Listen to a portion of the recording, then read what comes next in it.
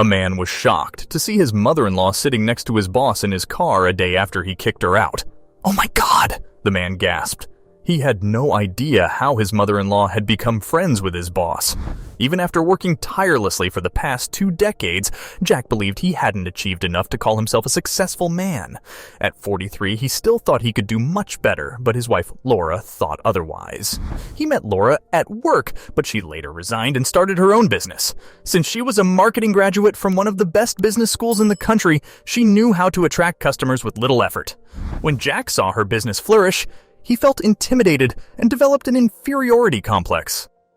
"I don't think I can ever be as good as her," he would tell himself. After tying the knot with Laura, Jack felt her parents didn't like her because he wasn't as rich as them.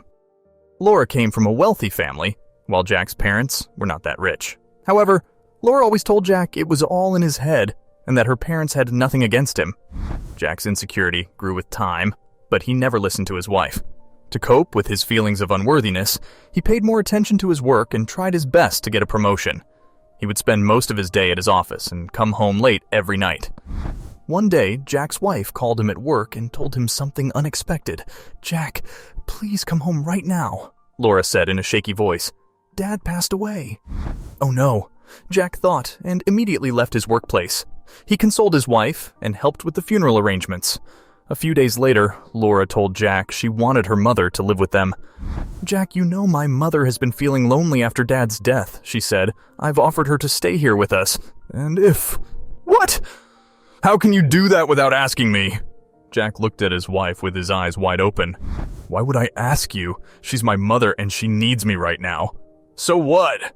You could have thought of something else. I don't want her to stay at our house." "But why?" Laura frowned. "She cannot deal with the grief of losing Dad all by herself, Jack. She's coming here once she accepts my offer." "No, Laura." Jack shook his head. "That won't happen."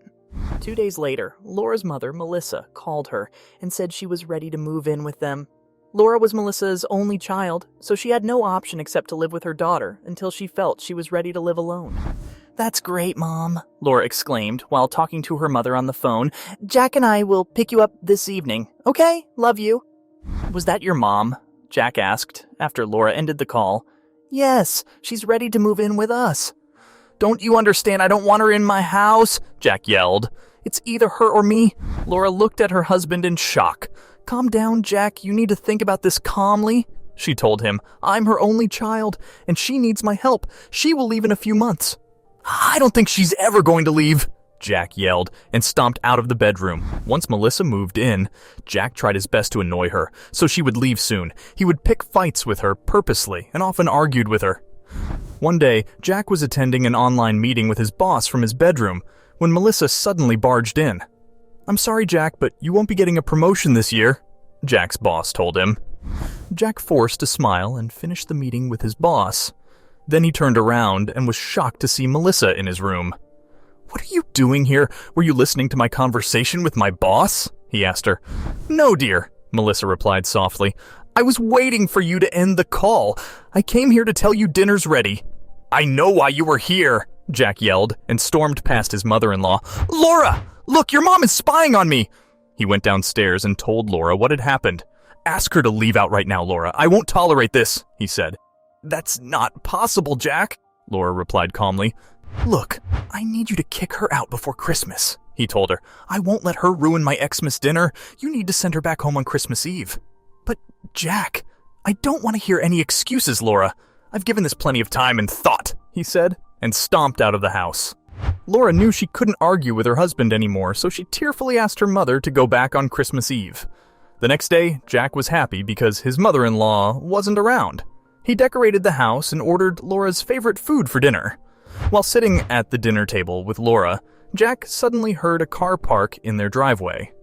"Who's that?" he asked Laura. "I don't know," she shrugged.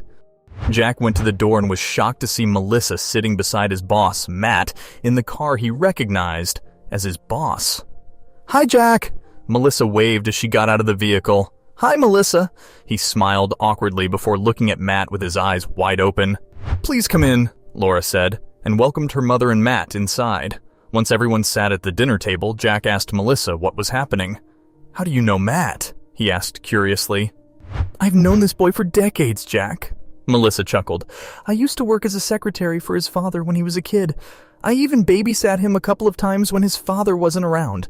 Melissa also told Jack she saw Matt while he was talking to him on a video call. "I immediately recognized him when I saw him on your laptop screen that day," she added. "What? Really?" Jack gasped. He couldn't believe what his mother-in-law had just told him. "Yes, Jack," Matt smiled. "I had no idea Melissa was your mother-in-law. Such a small world, no?" "Yeah, this is very surprising," Laura laughed. "Do you know why we're here, Jack?" Matt asked sternly. "To have dinner with us, right?" Jack smiled. "Or do you have another surprise for me?" "I do have one," Matt said.